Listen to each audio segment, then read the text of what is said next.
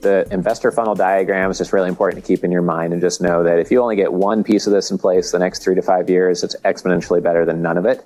And once you get good at just one piece that comes easily to you, then the rest of it will just unfold. So you can transcribe stuff or combine it or hire someone to do the writing or, repurpose stuff. So just start with whatever's easy. Remember that you need marketing materials before anyone's going to see your pitch materials, typically, unless you're reaching out cold.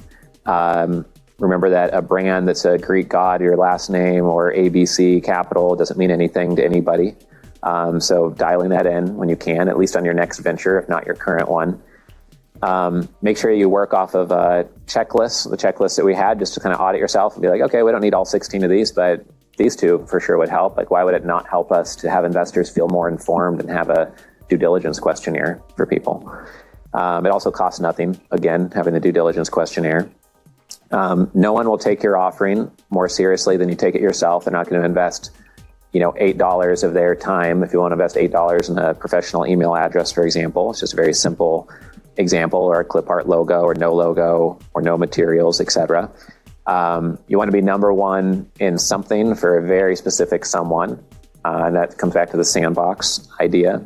The 0.1% rule of spending 0.1% of how much capital you're trying to raise on your materials.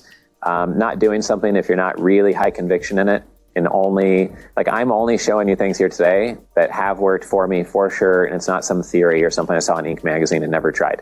And if I tried it like Inc. magazine and it didn't work, then I tell you that. Like, hey, it was cool because I used it 8 years later, but what wasn't cool is it wasn't amazing. And so if you only share the high conviction things with your clients, then it just builds more trust and authenticity as well. Leverage outsourcing tools, outsourcing solutions, so you can move faster and focus on what you're good at. Dean Jackson has a sense of humor. He says that he's a cow, and his thought leadership is milk, and he wants his team to milk him to get cow out to the retail storefront. He's like, get this stuff out of my brain and package it up and get out there on my email list. He's like, I have the ideas, you guys have the processes, so I just want to flow my ideas, focus on what I'm good at, which is really elegant, really smart marketing ideas, like the 9-word email comes from Dean Jackson.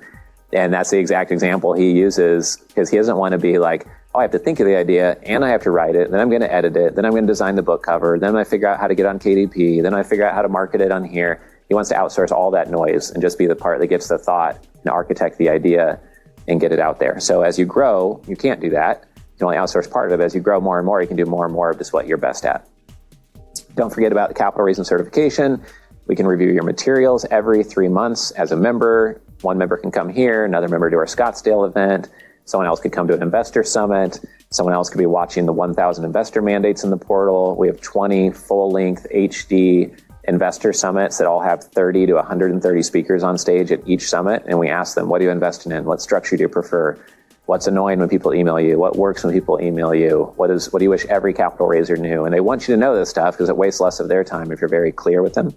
So there's a treasure trove of information, like specialized knowledge within the Family Office Club portal that goes really deep. And again, don't forget about the Capital Con recorded talks. We have 100 like TED Talk-like length talks of people who raised 100 million or more. Chat with Andres if you have questions on pitchdex.com. Essentially, the one-liner basically for that is like, we don't just make it look pretty, we make it effective. And you could hire somebody out of an undergraduate degree, college degree with marketing and pay them $60,000 a year or $75,000 a year nowadays maybe. Or you can engage my 8 full-time W-2 employees and their 20 contractors for that same $6,000 a month. So you can get all of our intelligence or a brand new undergrad out of school who's never worked in the investor relations world in their life. That's basically the hard pitch there. Andres is here. Just learned a ton, so at least get some feedback from him if you have questions before leaving today. To listen to this full panel, join the Family Office Club by visiting familyoffices.com. We look forward to seeing you at our next live event.